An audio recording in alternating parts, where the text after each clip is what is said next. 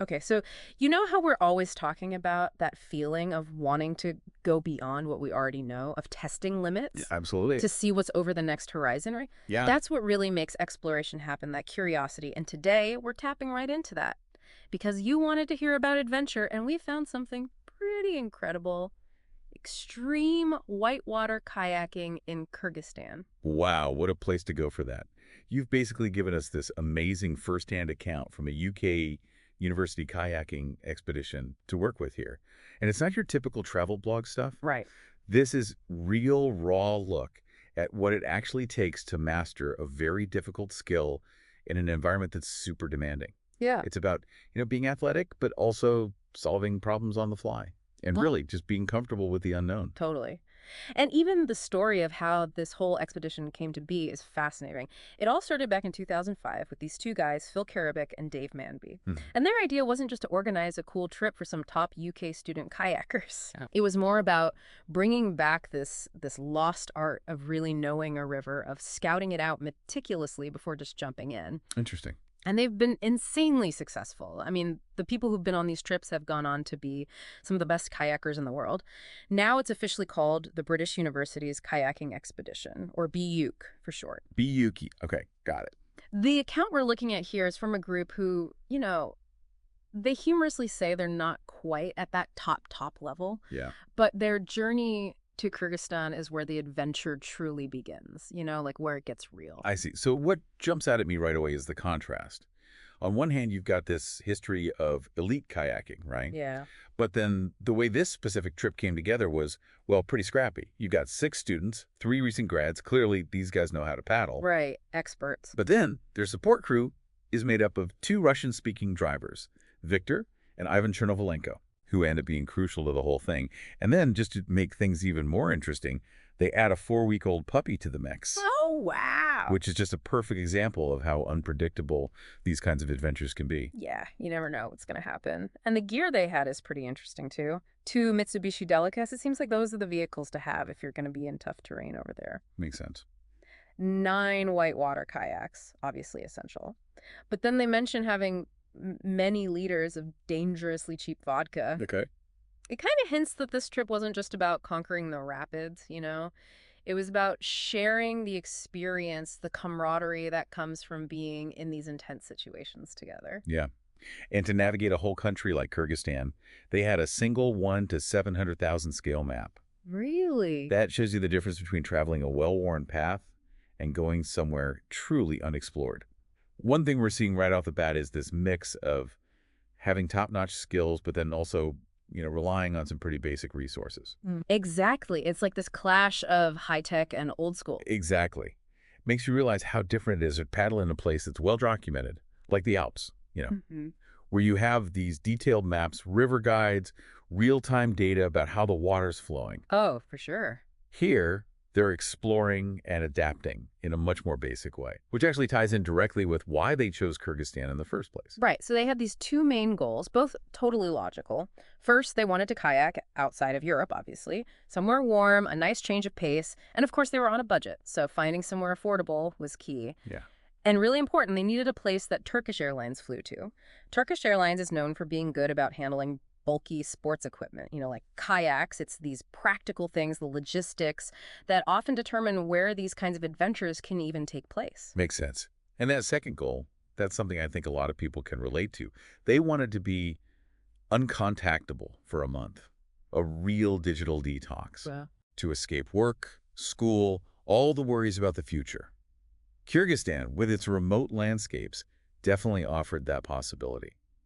So another key insight here. yeah. Sometimes the most amazing adventures are about disconnecting and being fully present in the moment. Absolutely. So they land in Bishkek, the capital city, with their kayaks and this mental list of rivers they're hoping will be challenging but, survivable. And that's where a really important encounter happens. Okay, who do they meet? They meet Tomas Marnix, who our source calls, and rightly so, an authority on whitewater kayaking in Kyrgyzstan. This meeting seems to have been a turning point in their whole trip. I bet. Imagine getting to a new country with a rough plan and then you sit down for dinner with a local expert. They told him about their initial plan, which was to do a loop around this huge lake called Isikul. Mm. They wanted to kayak 7 rivers: Hmm. the Kikamaran, Chu, Chankimin, Karakol, Sarazaz, Narin, and Iki.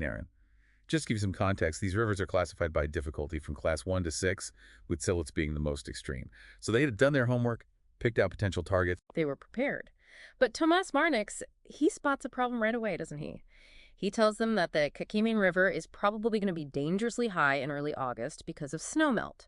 So their carefully planned itinerary gets a major revision right then and there. Wow, yeah. They move the Kikamaran to the very end of their trip, giving them 4 weeks for the water level to hopefully drop.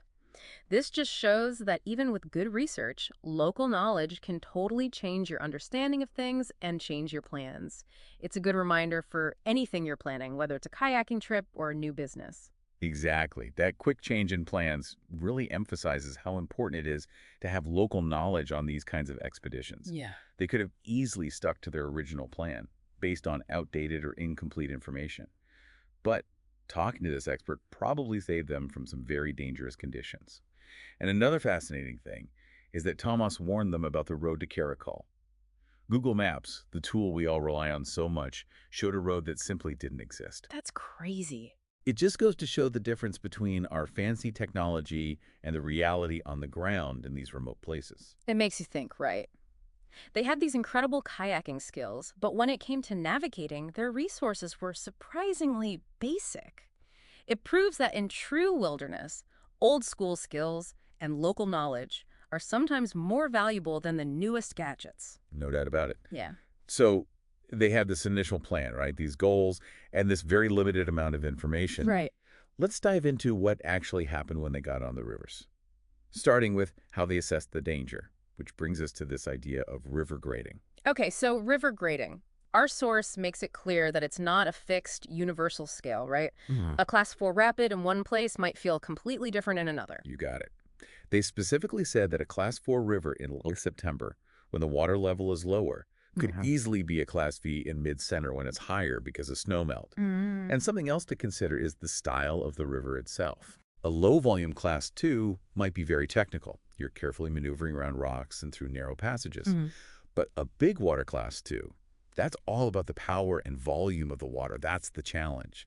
And as they mentioned, Kyrgyzstan has some pretty big rivers. Right. So the fact that rivers can be so different is exactly why experience and careful judgment are so important. It makes sense. And this is where that lack of detailed, up-to-date information really matters, doesn't it? In the UK or the Alps, you'd have guidebooks, online river gauges telling you the water flow in real time. Exactly. What did they have to go on in Kyrgyzstan? Let's see. They had whatever they remembered from their conversation with Tomas, which was probably pretty brief, Yeah. and a really short entry on a whitewater app that was 6 years old. Wow. So compared to what they were used to, that's a huge lack of information. It meant they had to really rely on their own experience as a team, on their ability to just look at a river and assess it, and on being extra cautious. They couldn't afford to make many mistakes. No margin for error. Which brings us to their scouting process, which they describe in a way that's both fascinating and a little scary. Sometimes they could see the river from the road, often from high up, and the rapids would look deceptively calm. Yeah. That distance is key, because something that looks manageable from far away might be a completely different story when you're right there next to it. That's right. What might look like an easy rapid from 200 meters above could turn out to be a really dangerous obstacle course at water level. Yeah. And there were times when they entered these committing box canyons with no idea what was around the bend. Oh, wow. That word committing is important. Once you're in those canyons, there's often no easy way out. You can't turn back. It just shows how much commitment was needed and how risky this all was. And to get a better look, they sometimes had to climb up nearly vertical cliffs. Can you imagine trying to assess a life-threatening rapid while clinging to the side of a canyon? That's intense. It speaks to the incredible physical and mental demands of this kind of exploration. It really highlights the extreme lengths they went to just to gather information. Yeah. And even when they got close to the water's edge, it could be overwhelming. Yeah. The freezing cold radiating off the river, the deafening roar of the water that made talking impossible. Oh, wow. They said they had to communicate using a high-stakes game of charades to try and describe what they were seeing to each other. That's crazy. It shows the challenges of communicating in these environments and how important it is for a team to be able to understand each other without words. Right, that nonverbal connection. Okay, so they've scouted a rapid, they've hopefully agreed on a plan. What do you think is going through their minds as they sit there above all that churning water about to launch into it?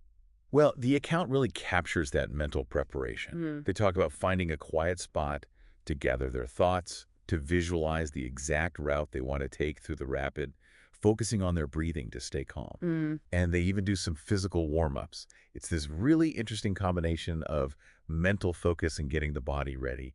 And then they describe splashing icy water on their faces, almost like a ritual to shock the system, sharpen their focus, and maybe brace themselves for the cold spray coming their way. Right. And then comes at that moment when they push off from the bank into the power of the river. They talk about crossing the eddy line. That's the boundary between the calmer water at the edge and the main current. Right.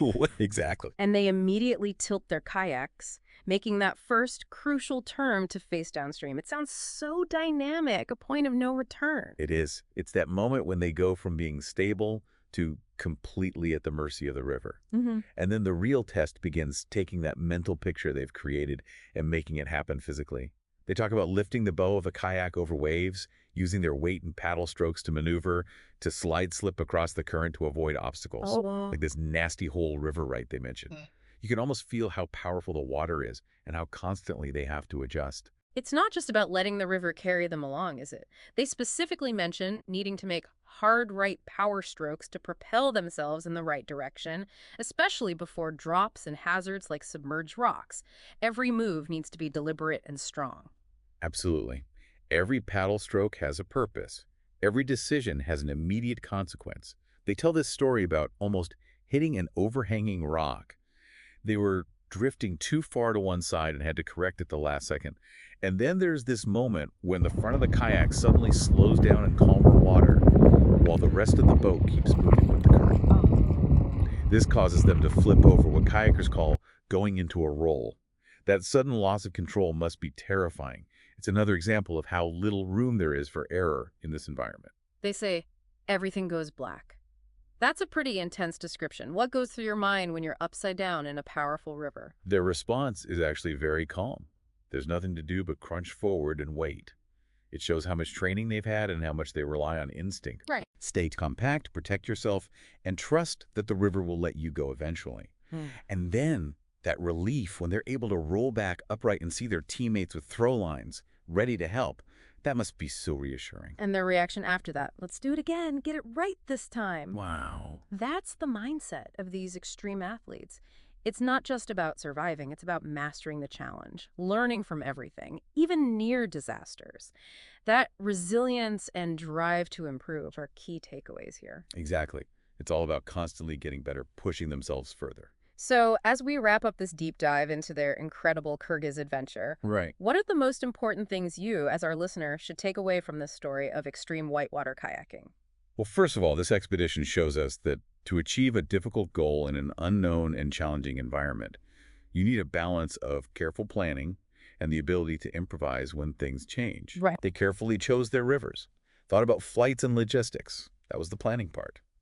But then they had to deal with Tomas's advice, unexpected road closures. That's where improvisation came in. Makes sense. Second, relying on local knowledge was absolutely crucial. Yeah. Tomas's insights about river flows and which roads actually existed were invaluable, possibly saving them from serious trouble. It reminds us that firsthand knowledge is often more valuable than even the most thorough research done from afar. It really highlights the difference between seeking adventure in well-documented places and venturing into truly uncharted territory. The detailed maps and real-time data that we often take for granted simply weren't available to them in Kyrgyzstan. Yeah. They had to rely on their core kayaking skills and a much different, more immediate way of assessing risk. Absolutely. And beyond the logistics and lack of information, their account gives you this really powerful sense of what it was like to scout and then actually run those difficult remote rapids. The deceptive calm they saw from a distance versus the reality up close in those box canyons, the struggle to communicate over the roar of the water, the intense mental and physical trek before each run. It makes you appreciate the level of commitment, focus, and courage it takes to do what they did. They started out wanting to do a loop around Issyk Lake, with those 7 specific rivers on their list. And we talked about how Tomas Marnik's advice led them to make a smart change, postponing the Kekemaran River to the end. Right. And his warning about that fake Google Maps road probably saved them a lot of time and frustration. And it's worth repeating that the kayaking grading system from Class 1 to Class 6 isn't a perfect measure. The difficulty of a rapid can change based on the water level and the nature of the river itself. And they had so little detailed, up-to-date info, especially compared to places like the UK and the Alps where you might have multiple guidebooks and real-time flow data. They were dealing with a lot of uncertainty, often relying on something as basic as an old app entry. And that scouting process they describe is incredible to imagine. From those initial distant views where the rapids look totally harmless to the stark reality they faced in those steep canyons. Trying to communicate basic information over that deafening roar of the water, resorting to a high-stakes game of charades to understand the dangers ahead. And then the intense ritual of getting ready before each run, visualizing their route, doing breathing exercises to stay calm, splashing ice-cold water on their faces to prepare themselves for what was coming. It's amazing. And then, when they launch into a rapid, their account is so vivid you almost feel like you're there. You can picture them maneuvering through the waves and obstacles. That nasty whole river right sounds particularly unforgiving, relying on those strong, perfectly timed paddle strokes, always facing the possibility of making a mistake, like that near miss with the overhanging rock that caused them to roll. Right. And then the relief of coming back up, seeing their teammates in those throw ropes ready to go. For anyone who's been as captivated by their Kyrgyz adventure as we have, they actually have a recommendation. They want you to check out their YouTube channel. It's the Imperial College Canoe Club. You can probably find videos of their kayaking there. Ooh, cool. And they're happy to answer any questions you might have, so leave a comment on their channel. That's great. And they also wanted to recommend Kyrgyzstan as a whole, highlighting its beautiful landscapes and how welcoming the people are. Yeah. They specifically mentioned their drivers, Victor and Ivan Chernovolenko, who clearly played a huge role in their success. As we wrap up this episode, here's a final thought. This incredible trip to Kyrgyzstan really shows us that being willing to embrace uncertainty, to push beyond our comfort zones, combined with careful planning and a true spirit of adventure, isn't just for extreme athletes. Think about how those same ideas apply to your own life, to learning new things, navigating new situations at work, or taking on any new challenge. I like that. What uncharted waters are you ready to explore?